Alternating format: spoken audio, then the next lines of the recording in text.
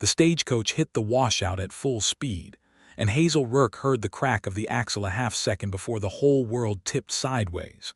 She grabbed for the leather strap above the window as the coach rolled, once, twice, the trunks on the roof crashing down into the brush along the Fort Bridger road. Someone screamed. A child, maybe 6 years old, was thrown against her shoulder hard enough to knock the wind from them both. Outside, gunfire cracked through the golden aspen leaves, and men on horseback were shouting for the driver to throw down the strongbox.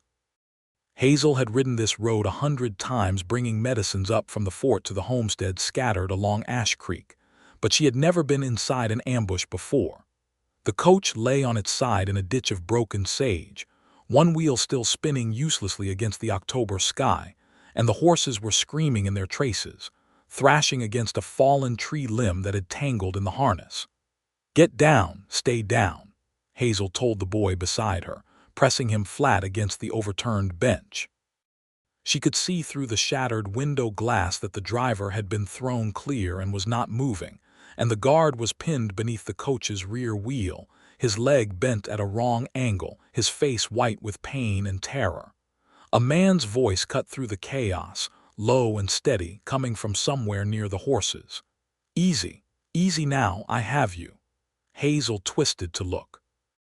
A stranger had come off his own horse at a dead run, no gun drawn, moving instead toward the panicked team with his palms open, and his voice pitched soft as a lullaby beneath the gunfire.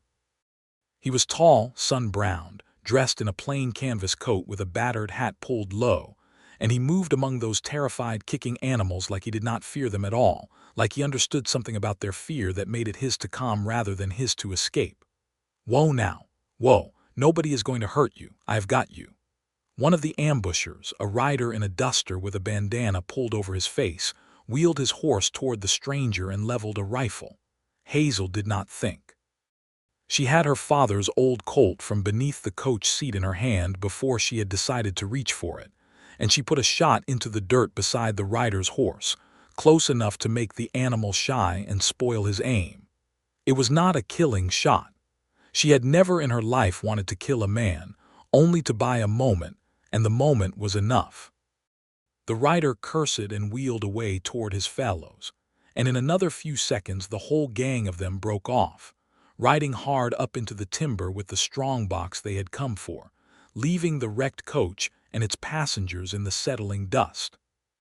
Hazel kicked open the door above her, which now hung like a trapdoor to the sky, and hauled herself and the sobbing boy up and out onto the tilted side of the coach. The stranger had gotten the team unhitched and calmed, and now he was at the rear wheel, straining with his shoulder against the coach's weight to lift it off the trapped guard. "Help me here," he called, not looking up, and Hazel dropped down beside him without hesitation, bracing her boots in the dirt and throwing her weight into the wood beside his. "On 3, he said. 1, 2, 3. The coach groaned and rose an inch, 2 inches enough.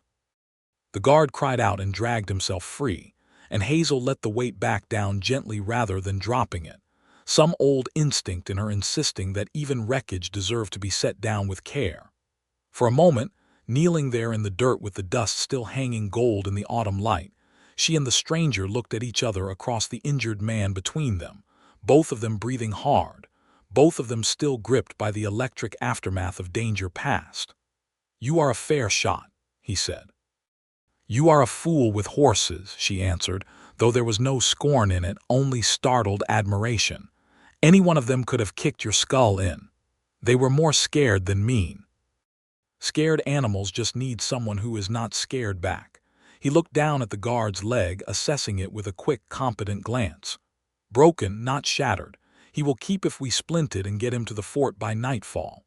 "I have carried salve and bandages before," Hazel said, already moving toward her trunk, which had split open in the wreck and spilled its contents into the sage.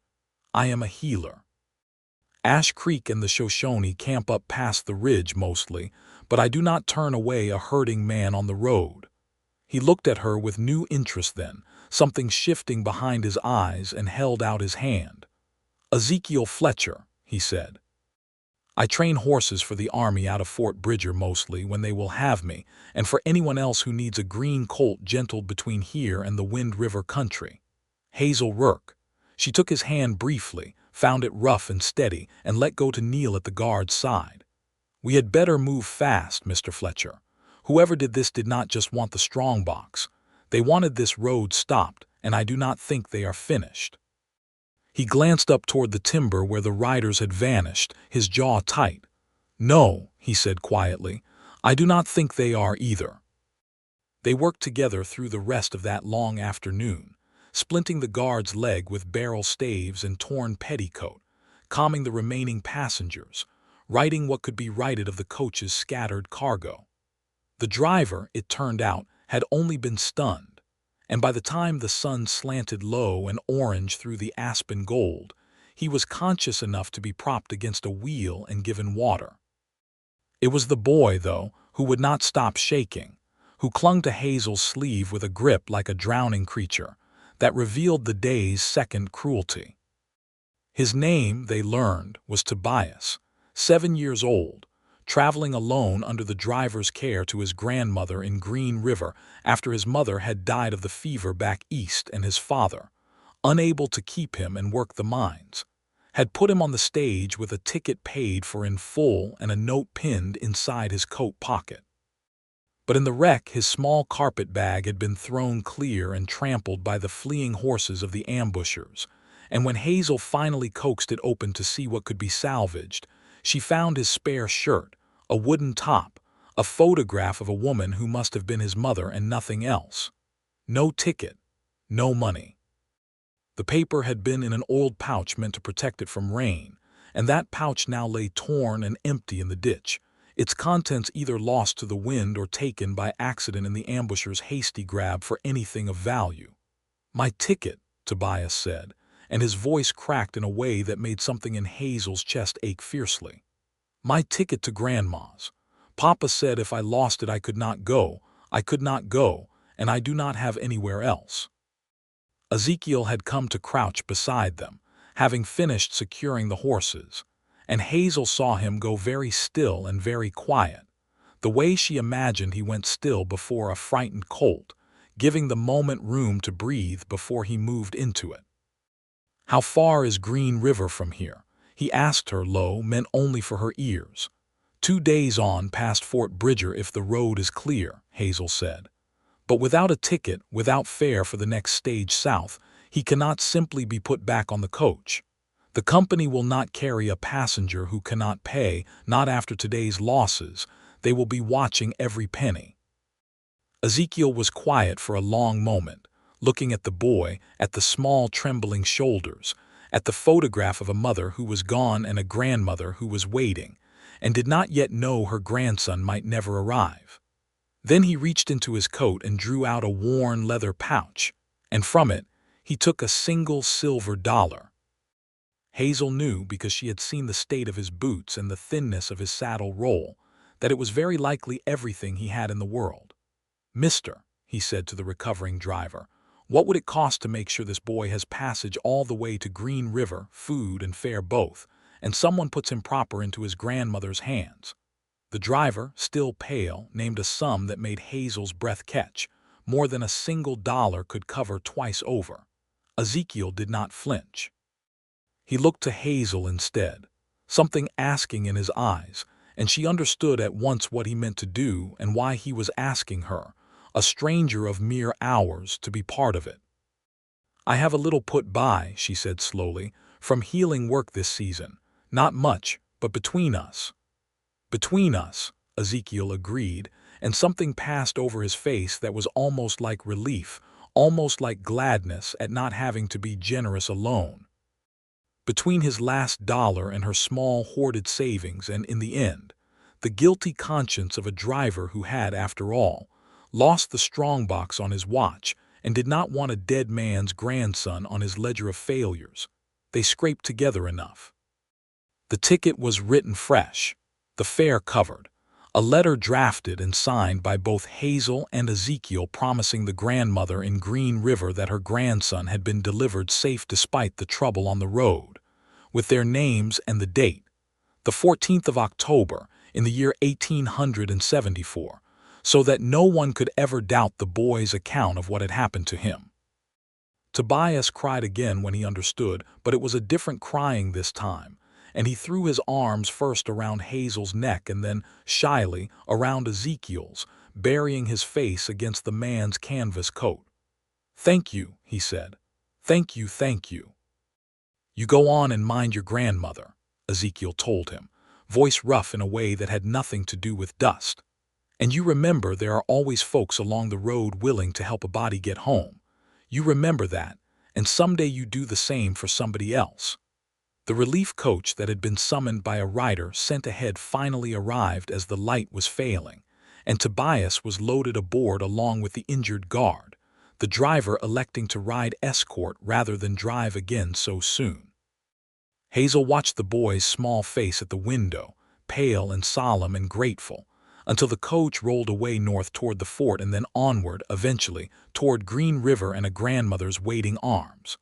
When it had gone, she turned to find Ezekiel Fletcher standing in the blue dusk beside his own horse, patting its neck absently, looking suddenly and entirely broke, which she supposed he now was in every sense of the word. "You gave away your last dollar," she said, "to a boy you had known for 3 hours. "Seemed like the thing to do," he said simply. "Where will you sleep tonight? Eat?" "I have slept under worse skies than this one, Miss Rourke, and I expect the horses will not mind my company even if my pockets are empty." He offered a tired half-smile that did something unwelcome and interesting to her pulse. "I will manage." Hazel considered him for a long moment, considered the steadiness in his hands with the terrified team, the quiet way he had asked her rather than simply deciding, the plain fact that in a world that had just tried to rob a stagecoach and had instead robbed a grieving child of his last connection to family, this man had given away everything he had rather than let that theft stand uncorrected. "There is a spare room at the Healing House in Ash Creek," she said. "It is not much, but it is dry, and I owe you a meal at the very least, Mr. Fletcher, for a man who fights for frightened horses instead of drawing on frightened men. I did not do it to be owed anything." "I know," Hazel said. "That is rather the point." He looked at her for a moment in the failing light, and something passed between them that was not yet named, but was, unmistakably, the first thread of something neither of them had been looking for on the Fort Bridger Road that day. "Well then," Ezekiel said, and swung up onto his horse, reaching down a hand to help her onto the second mount they had recovered from the wreck. "Lead on, Miss Rourke." They rode the last 6 miles into Ash Creek together beneath a sky gone violet and gold, the mountain air sharp with the smell of frost to come, and neither of them spoke much, but the silence between them was not empty. It was the particular silence of two people who had just discovered they could trust each other with their hands, and were beginning, cautiously, to wonder what else they might trust each other with. Ash Creek was a scattered handful of buildings, a store, a smithy, a small chapel, and a scattering of homesteads reaching out along the creek bottom toward the higher meadows, all of it strung along the military road like beads on a wire, dependent for its lifeblood on that thin ribbon of dirt and the telegraph line that ran alongside it toward Fort Bridger to the south, and the smaller relay station at Sweetwater crossing to the north. Hazel's Healing House sat at the edge of the settlement, a low log building with drying herbs hanging from the rafters and a good stone hearth. And it was there she brought Ezekiel Fletcher that first night, fed him beans and cornbread and coffee, and listened as word began to filter in from riders along the road that theirs had not been the only trouble. A freight wagon had been turned back from the ford at Willow Bend, its driver swearing that the crossing planks had been deliberately loosened and half sunk, making passage treacherous enough that he would not risk his team. And the telegraph operator at Sweetwater Crossing had gone 3 days without being able to raise Fort Bridger at all, the line dead between the 2 points for reasons no one yet understood. "Someone wants this road cut," Ezekiel said, staring into the fire, "and cut soon before the snow comes and makes it matter less." "Cut for what purpose?" Hazel asked. There is nothing here worth an army of outlaws, only homesteads and one small fort garrison. There is the land, Ezekiel said slowly, if a man wanted it empty. Cut the road, cut the telegraph, isolate the homesteads through the winter with no way to call for help or supply, and come spring you might find families gone, given up, moved on rather than face another season like that. Land goes cheap when it goes desperate. Hazel felt a cold settle into her stomach that had nothing to do with the night air.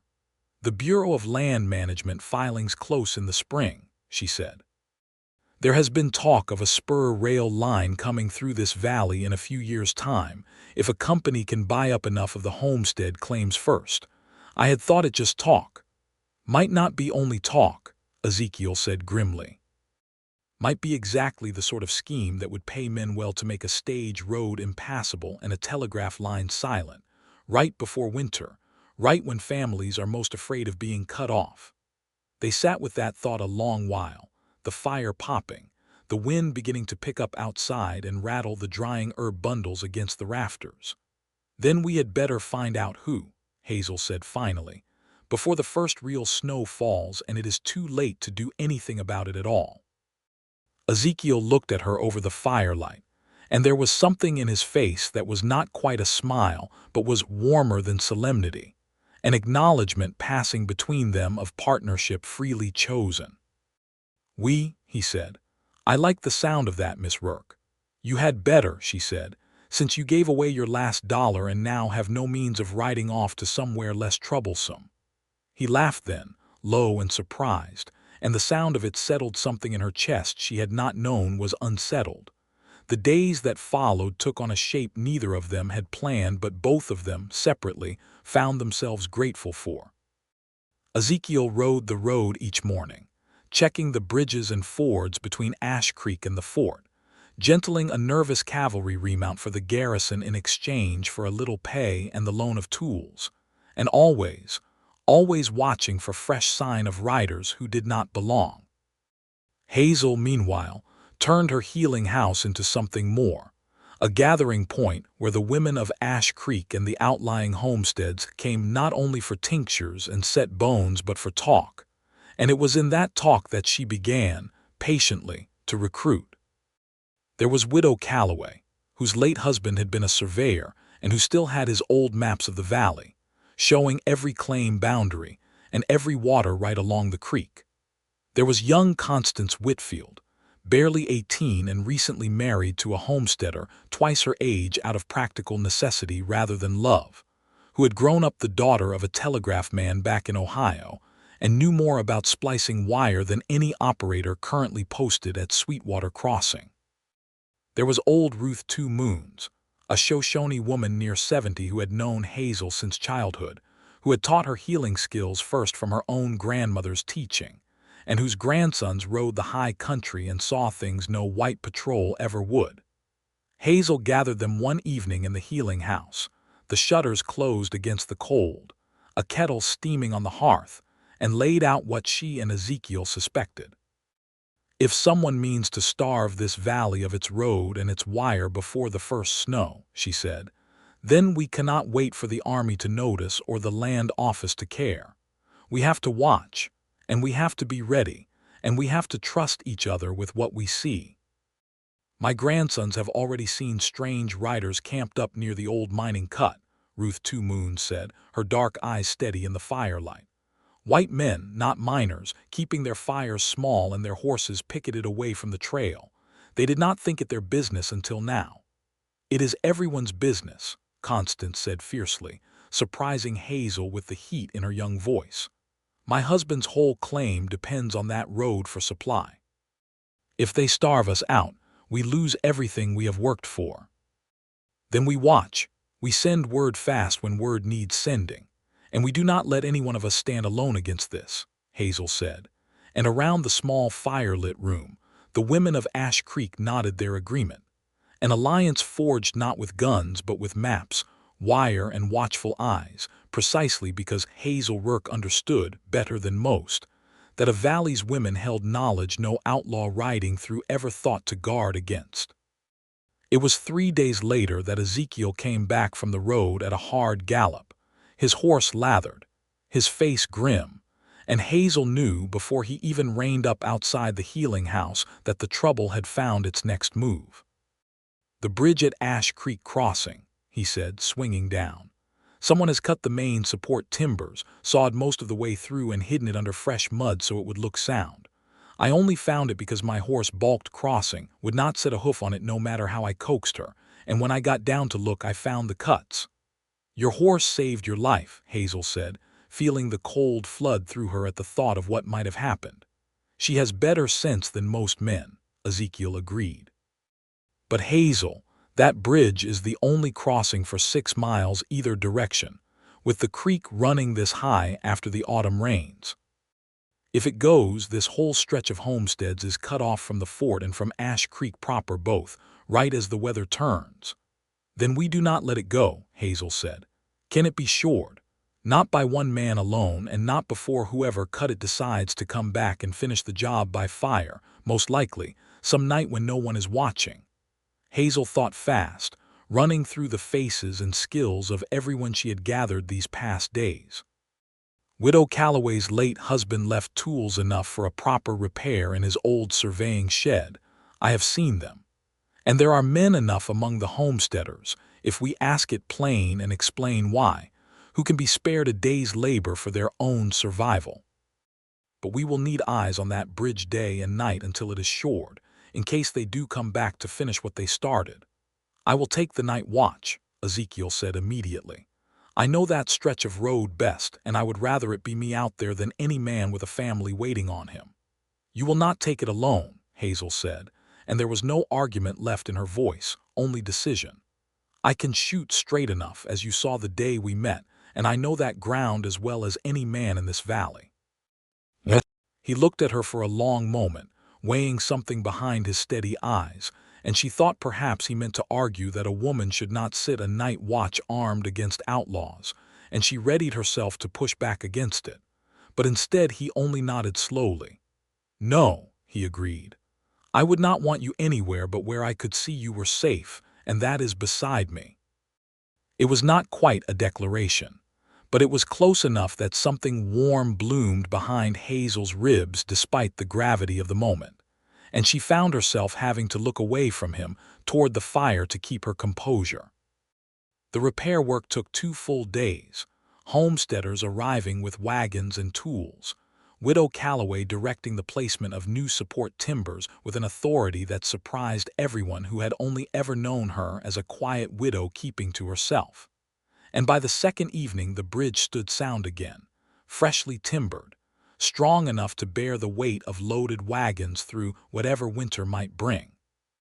But sound work in daylight meant little if it could simply be undone again after dark, and so that night, as promised, Hazel and Ezekiel took up watch together in the timber above the crossing, wrapped against the cold in wool blankets, a small cold camp with no fire to give away their position, only the stars wheeling overhead and the creek's steady rush below.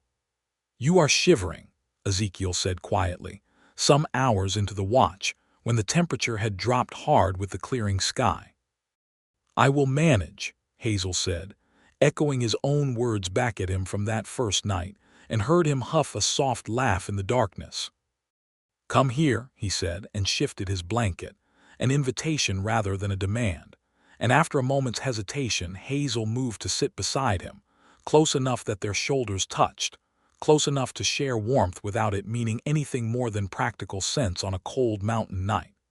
Except it did mean something more, and both of them knew it, sitting there in the starlit dark with the bridge below them and the whole valley's safety resting, for tonight, on their vigilance. "Can I ask you something, Miss Rourke?" Ezekiel said after a while, his voice pitched low to carry no farther than her ear. "You may. Why healing? Most folks I have met who do this kind of work, doctoring and such, they came to it because someone in their own life could not be saved, and it broke something in them that only fixing other folks seems to mend. Was that you?" Hazel was quiet a moment, watching her breath fog in the cold air. "My mother," she said finally. "She married my father, a cattleman come west from Missouri, but she herself was born to a Shoshone mother and an Irish trapper father, and she never quite belonged fully to either world, though she tried to walk a good path between both. When I was 12, there was a fever came through the valley, and there was no doctor within 2 days' ride, and I watched her die slow because none of us knew enough to help her. Ruth Two Moons took me in after that, when my father could not bear to look at me without seeing her, and she taught me everything she knew, her grandmother's teaching and her own besides. I decided no one in this valley would die again for want of someone who knew how to help, if I could help it. "I am sorry," Ezekiel said, and it was plain in his voice that he meant it fully, not as an empty courtesy. "That is a hard thing to carry at 12 years old." "And you," Hazel said, turning the question back to him, needing to look somewhere other than into the sympathy in his eyes just then. "Horses. Why horses, and why the patience for frightened ones especially?" He was quiet long enough that she thought perhaps he would not answer, but then he spoke, his voice rougher than before. "I grew up on a ranch in Texas before the war. My father broke horses hard, the old way, whip and spur until the animal's spirit gave out along with its fear. I hated it even as a boy, though I did not have words for why. Then the war came, and I rode with the cavalry, and I saw what fear does to a creature with no way to escape it, horse and man both. I came out of that war knowing I never wanted to be the thing that made something else afraid for no good reason. So I learned different ways: patience, time, letting a frightened animal choose to trust rather than forcing it to obey.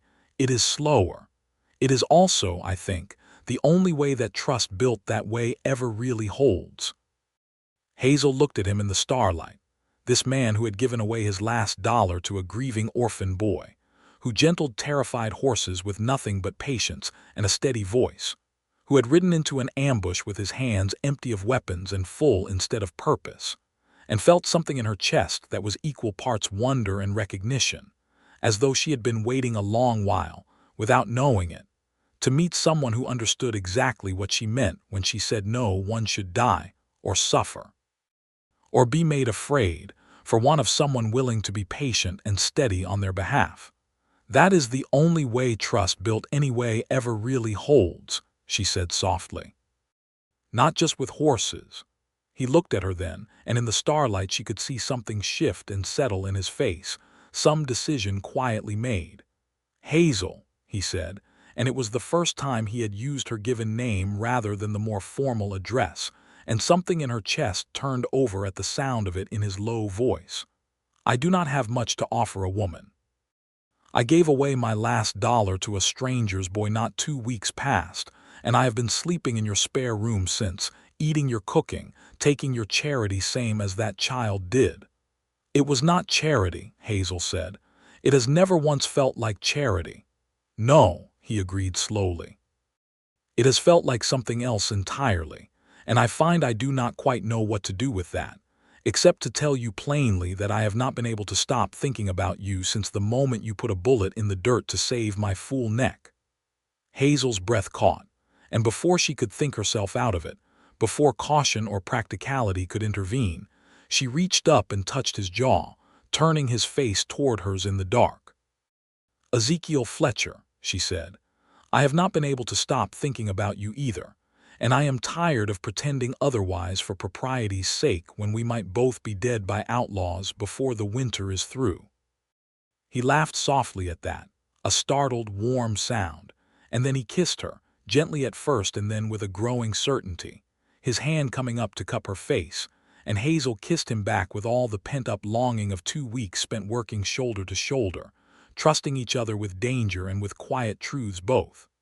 When they finally broke apart, both a little breathless, both a little stunned by the suddenness and the rightness of it, Ezekiel rested his forehead against hers.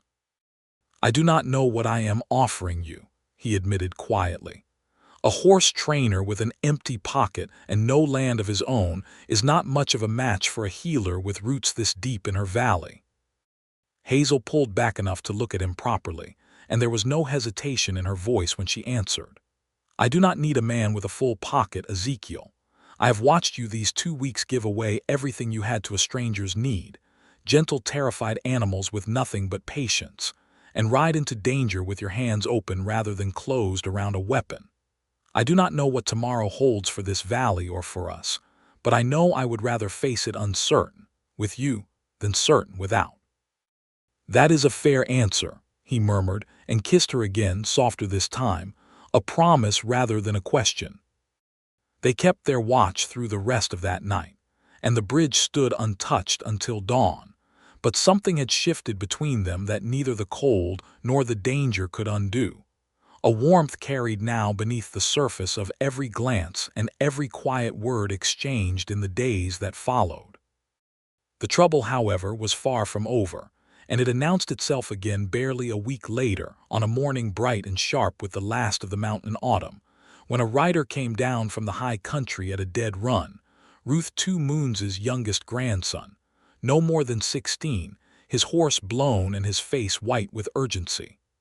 "Men!" he gasped, sliding down before his horse had even fully stopped.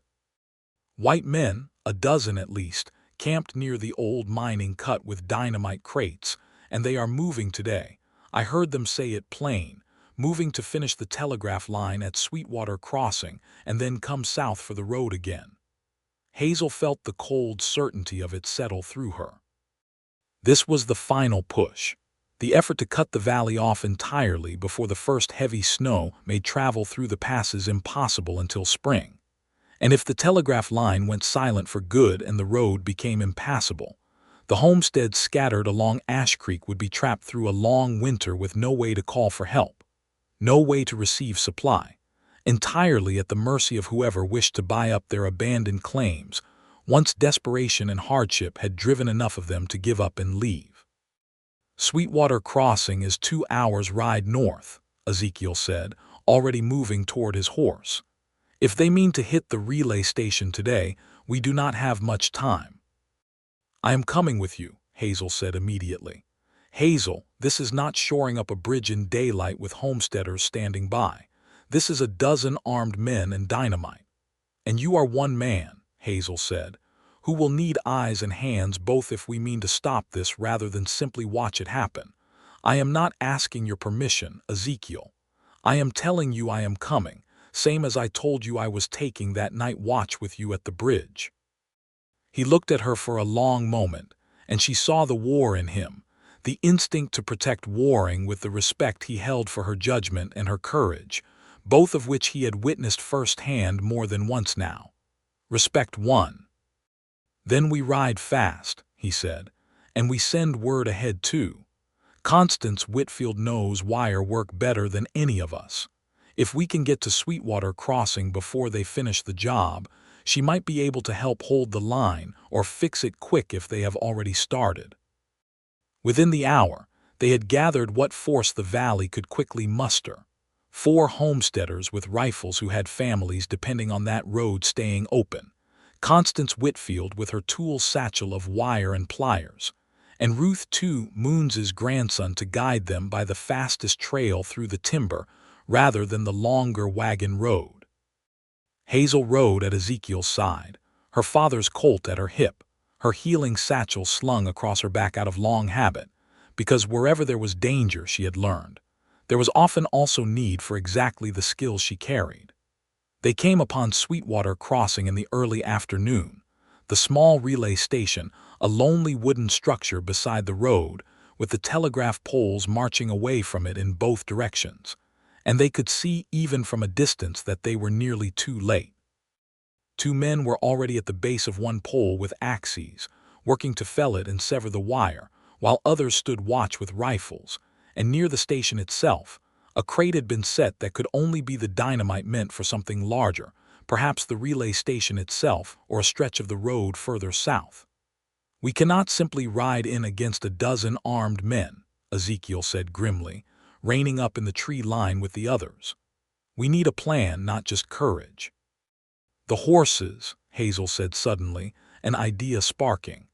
"Ezekiel, you have spent your whole life learning how to work with frightened animals, how to calm them and how, I imagine, to spook them too if it came to it. Their horses are picketed there, near the tree line on the far side. If those horses bolt, panicked in the middle of this, it will scatter their attention and maybe give us the chance to get close enough to stop the worst of it before shots are exchanged. Ezekiel studied the picket line through the trees, calculating. It could work, he said slowly, but it means getting close enough to those horses without being seen, and horses spooked wrong can hurt themselves or someone in the chaos same as help us. Then do it the way you know how, Hazel said. Not with a shout and a gunshot, but with something that unsettles without traumatizing. You have a gift for reading fear, Ezekiel. Use it. He looked at her for a moment, something fierce and grateful in his face, and then nodded. The plan that formed was risky but not reckless. Ezekiel would work his way around through the timber to the picket line, using the wind, which was blowing steadily from the north, to carry the scent of a mountain cat pelt Ruth 2 Moons' grandson happened to carry rolled in his saddlebag, a trophy from an early autumn hunt, close enough to the horses to unsettle them without any human presence being seen. Meanwhile, the homesteaders with rifles would position themselves at a distance sufficient to fire warning shots and drive the ambushers toward confusion rather than confrontation, and Hazel and Constance would move in low and fast toward the relay station itself. The moment the chaos began, Constance to save what she could of the telegraph equipment, and Hazel to be ready for whatever injuries the chaos might produce. It took nearly half an hour of careful, silent movement to get everyone into position, the sun sliding lower and the shadows lengthening among the aspens, every minute stretching taut with the danger of discovery. Hazel's heart hammered as she watched Ezekiel disappear into the timber toward the picket line, moving with the same quiet, patient care he had shown that very first day with the terrified stagecoach team, and she found herself praying, in whatever language of hope she had, for his safety in a way that startled her with its intensity. The horses caught the scent of cat on the wind perhaps 10 minutes later, and the picket line erupted into chaos, animals screaming and rearing and breaking their tethers, plunging away from the station in every direction. The men guarding the dynamite crate and the pole cutters both spun toward the commotion, shouting, several of them running to try to catch their mounts before they scattered entirely into the timber. And in that moment of confusion, the homesteaders' rifles cracked from the tree line, not aimed to kill, but to drive, bullets kicking up dirt near enough to send the remaining ambushers scrambling for cover rather than standing to fight an enemy whose numbers and position they could not see. Hazel and Constance moved in fast and low the moment the shooting started, Constance making straight for the relay station's equipment, already pulling tools from her satchel, while Hazel kept watch with her Colt ready, positioning herself between Constance and the chaos beyond. It was in that chaos that Hazel first saw the man who seemed to be directing the others, a heavy-set figure in a fine coat far too clean for a mining camp, shouting orders from horseback, and she understood at once that he was not simply hired muscle but someone with a stake in the scheme itself, likely an agent for whatever company or speculator meant to profit from the valley's ruin. "That is him," she said to Constance, "the one giving orders.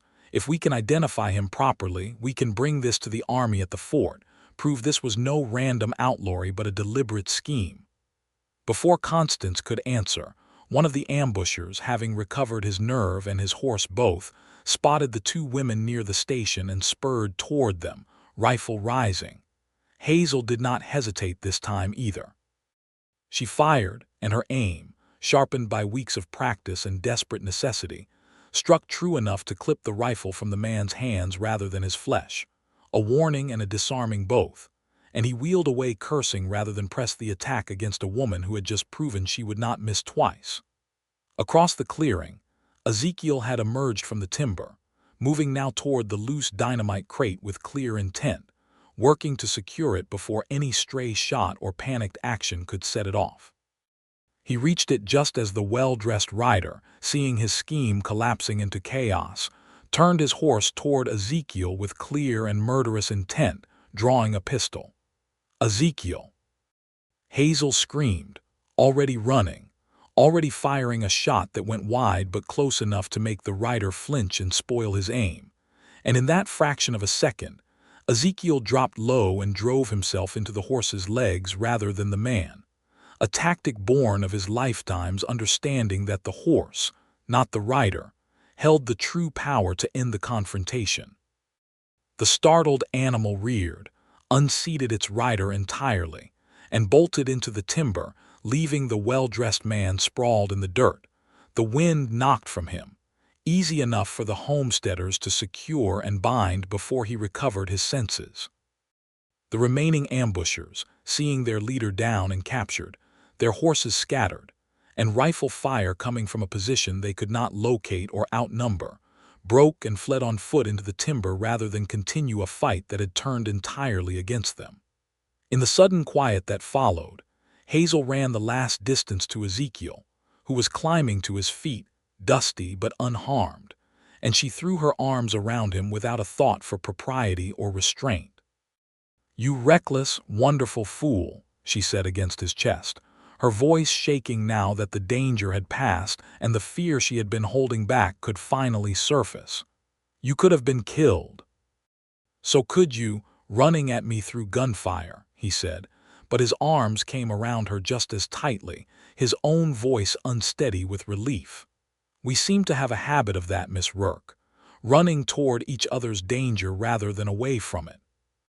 "I do not intend to break the habit," Hazel said, pulling back just enough to look up at him, and he kissed her then, right there in the settling dust with the captured man cursing nearby and Constance already back at work salvaging the telegraph line. A kiss that tasted of relief and fear and fierce, undeniable love finally being spoken without words. The bound man, once questioned properly back at the fort with the commanding officer present, proved to be exactly what Hazel had suspected. An agent for a land speculation company out of Cheyenne that had been quietly buying up rights to file claims on any homestead abandoned for hardship, with a particular eye toward the valley given rumors of a coming spur rail line. He had hired the outlaws to cut the road and telegraph both, intending to isolate the valley through a hard winter and count on desperation to drive enough families off their claims by spring that the company could move in and buy up the abandoned land for pennies, before word of the rail line's coming route could drive prices higher.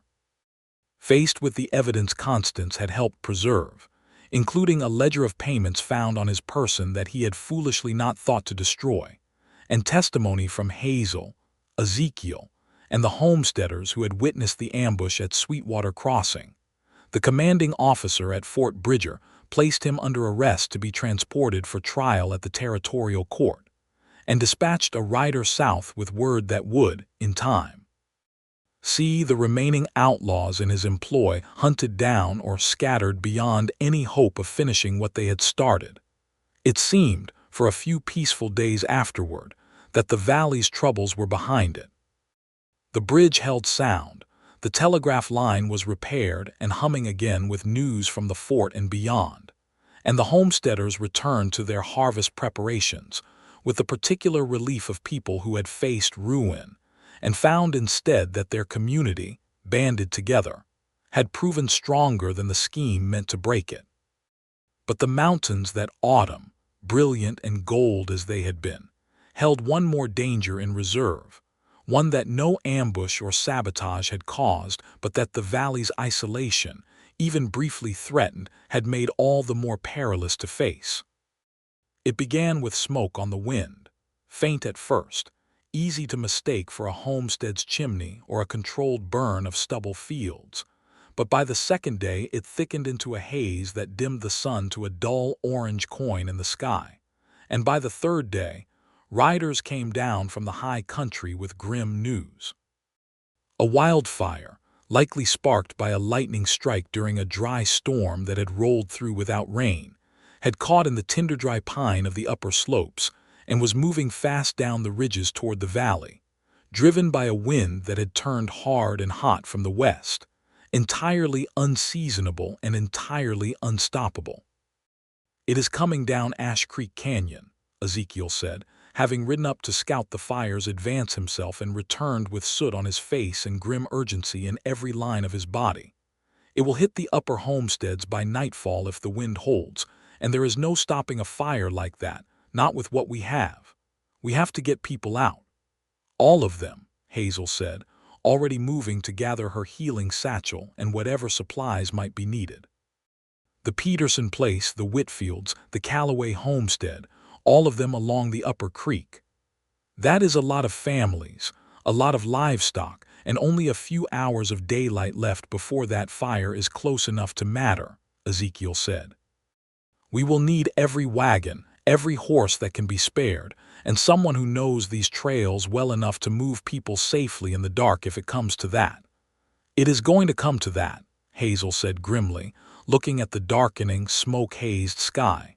We had better start now. What followed was among the most harrowing nights either of them would ever live through.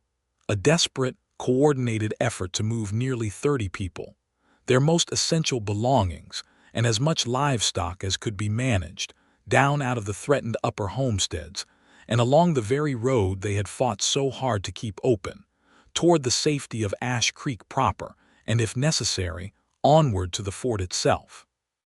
Ezekiel rode ahead and back along the column endlessly, calming panicked horses that fought their harnesses at the smell of smoke, using every ounce of the patient skill he had spent a lifetime cultivating to keep terrified animals from bolting and endangering the families relying on them. Hazel rode at the rear with Ruth Two Moons, tending a homesteader's wife who went into early labor from the stress and terror of the flight, delivering the child by lantern light in the back of a jostling wagon with a competence that left even Ruth impressed, all while the sky behind them glowed an increasingly furious orange, and the smell of smoke grew thick enough to sting every eye and throat in the column. The wind is shifting, Ezekiel called back at one point, riding hard along the length of the wagons, his voice raised to carry over the growing roar that was no longer distant thunder but the fire itself, feeding on dry timber not 2 miles behind them now. It is pushing the fire faster than I thought. We cannot make Ash Creek by the main road. It curves back too close to the canyon rim. We have to cut across the old game trail through Miller's Meadow. It is rougher, but it keeps us ahead of the flame front. That trail has not been used by wagons in years, one of the homesteaders protested. It might not bear the weight. It will bear a horse at least, and every family that can ride double or lead their stock on foot needs to move that way now, Ezekiel said. Those with wagons too heavy to risk it, we lighten the load. Leave the furniture, leave anything that is not a person or feed enough to survive the next 2 days. Nothing else matters tonight. It was a hard choice for families to make, abandoning goods that represented years of labor and saving, but with the fire's roar growing louder by the minute and sparks beginning to fall like burning snow around the column's edges, no one argued for long.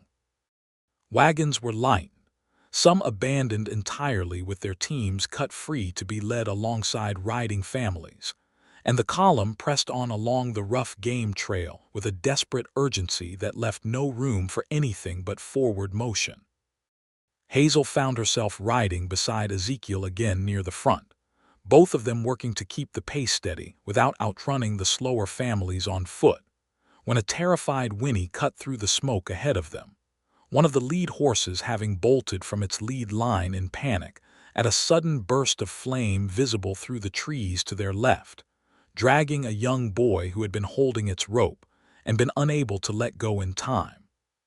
Stumbling and crying, as the horse dragged him toward the trail's edge, where the ground fell away into a rocky ravine.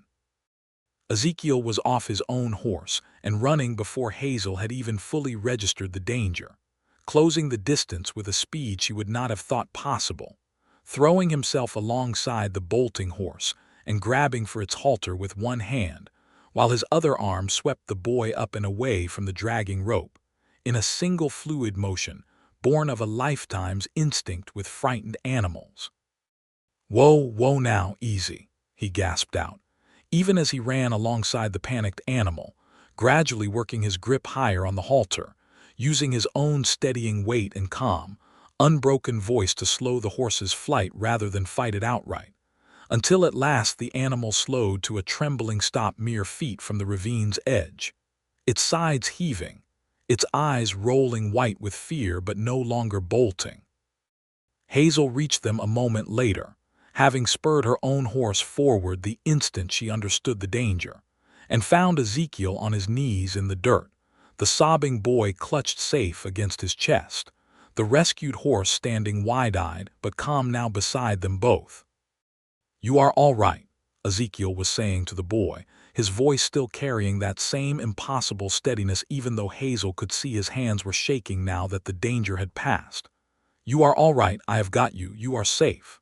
That is twice now I have watched you run into danger with nothing but your bare hands and your voice," Hazel said, her own voice unsteady as she dismounted beside him. "Ezekiel Fletcher, you are going to be the death of me with worry, even if you never once falter. I could say the same of you, delivering babies in wagons under a burning sky," he said, managing a shaky smile despite everything, and handed the boy up to his frantic, weeping mother who had caught up to them at a run. There was no time to linger over the moment, though, not with the fire's roar continuing to build behind them, and the night sky lit an apocalyptic orange through the smoke. They pressed on, the column moving now with even greater urgency, until at last, past midnight, exhausted and soot-stained and trembling with the release of terror finally past, they crested the last rise before Ash Creek and saw, below them, the settlement's lights still burning steady and safe, untouched by the fire that had, mercifully, been slowed by a stretch of rocky, sparse terrain along the upper canyon that starved it of enough fuel to catch the full force of the wind pushing it forward. The families were taken in throughout Ash Creek, homes and the healing house, and even the small chapel open to shelter those who had lost everything but their lives that night. And it was near dawn, finally, when the immediate crisis of shelter and care had been managed, that Hazel found herself alone with Ezekiel again, both of them sitting exhausted on the healing house steps, watching the sky slowly lighten from smoke horn to the pale gray of true dawn breaking somewhere beyond the haze. "We did it," Hazel said quietly, hardly daring to believe it after everything the night had demanded of them. "Everyone made it, every single family. Because of you," Ezekiel said. "Your healing skill saved that woman and her child in the wagon. Your recruiting brought together every ally that made tonight's evacuation possible in the first place. I only rode the road and calmed the horses. You built the whole foundation this valley stood on when it needed it most. And you carried a boy out of a ravine's edge with your bare hands," Hazel countered, "and gentled a dozen panicked teams through a night that would have broken lesser men entirely. Do not diminish what you gave this valley tonight, Ezekiel Fletcher, not to me." He looked at her for a long moment in the growing light, something raw and unguarded in his exhausted face. "I have given this valley everything I had to give, since the day I arrived with nothing but a horse and a last dollar I did not even keep," he said slowly. "But somewhere in these past weeks, Hazel, I stopped thinking of it as giving and started thinking of it as building something, a life, a place, and I do not think I want that life or that place without you standing in the middle of it." Hazel's breath caught, exhaustion forgotten entirely in the face of what he was saying. "Ezekiel," she started, but he pressed on, as though he had been holding these words back through the entire terror of the night, and could not hold them any longer now that safety had finally arrived. "I am not a rich man.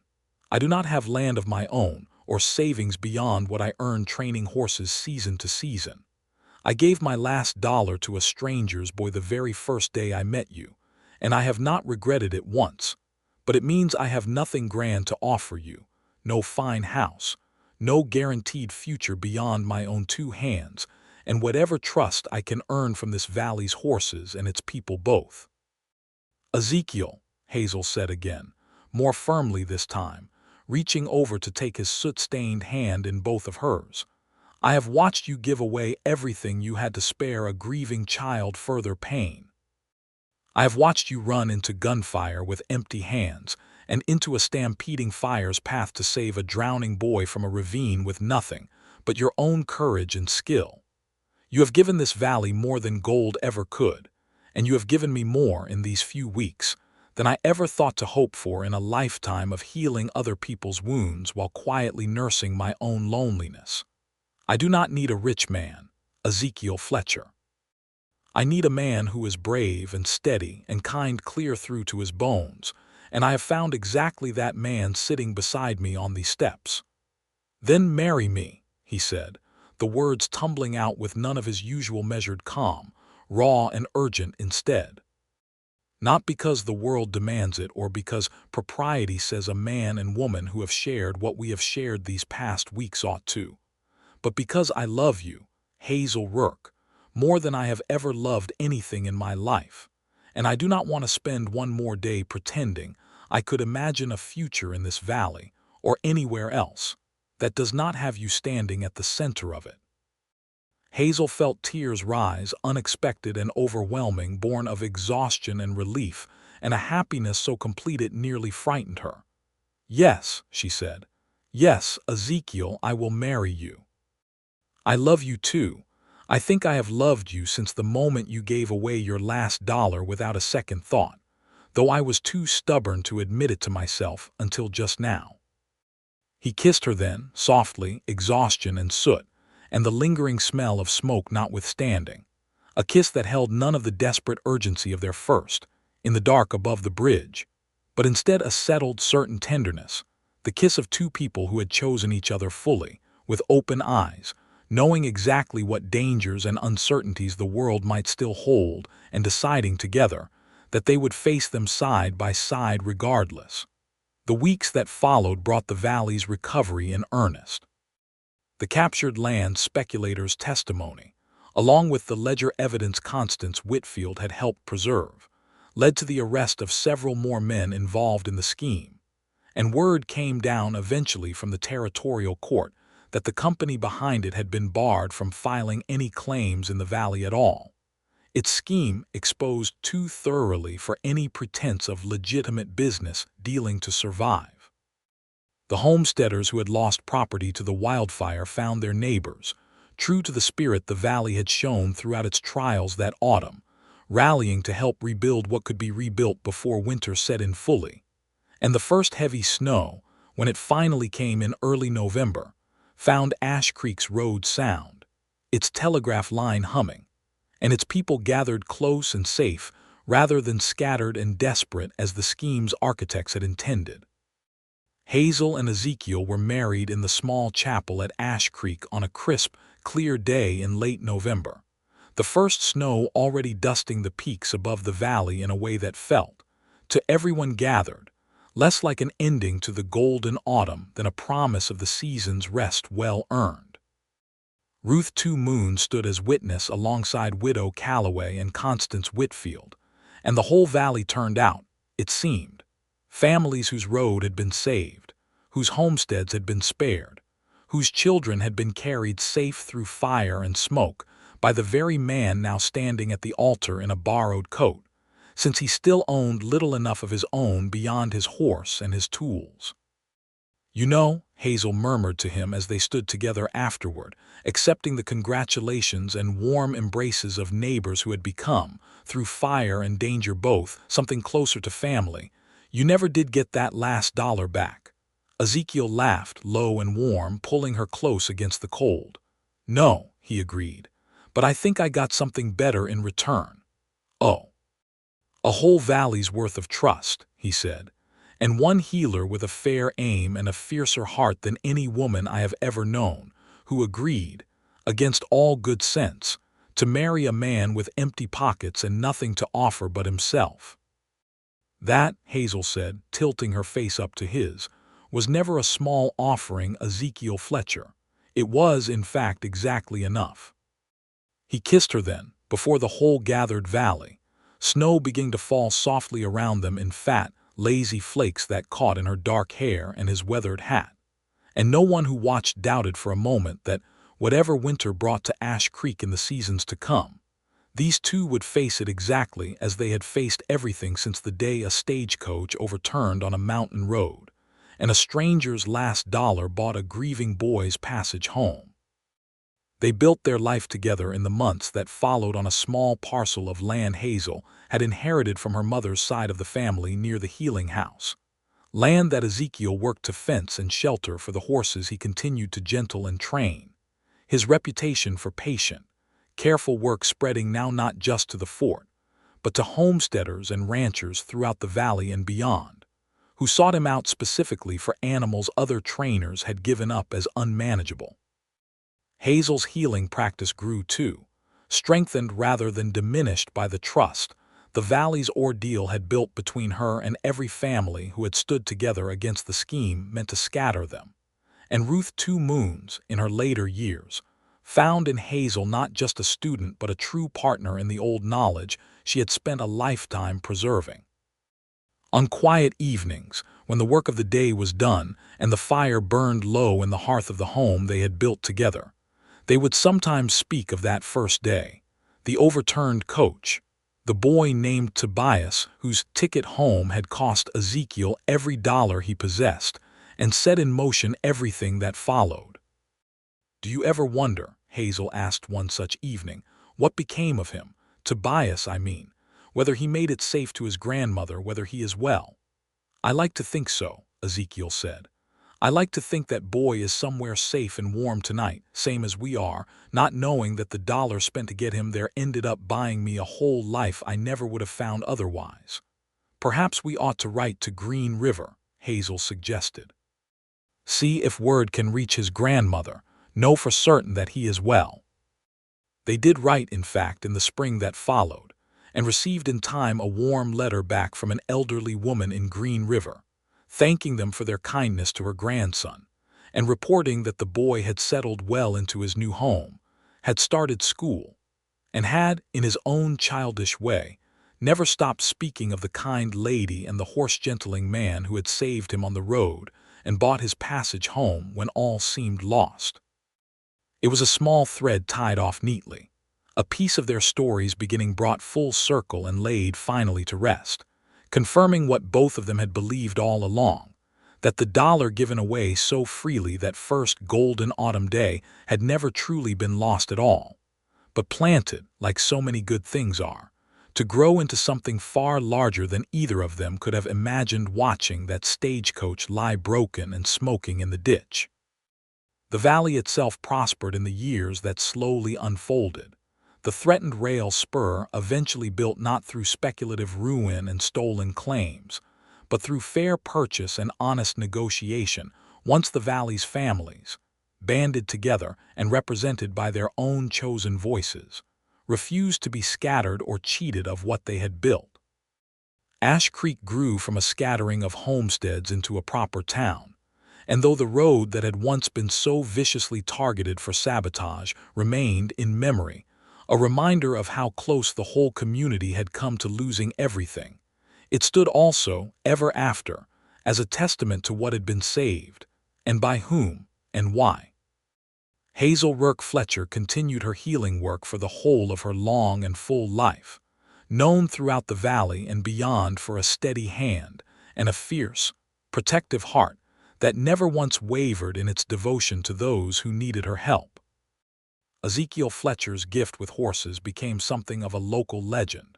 Stories told of the man who could gentle any animal alive through nothing but patience and an unbreakable calm, though those who knew him best understood that the true source of his steadiness had less to do with any particular skill, and more to do with the deep, abiding love he carried for the woman who had put a bullet in the dirt to save his life the very day they met, and who had chosen, every single day thereafter, to stand beside him rather than behind him, in danger and in peace both.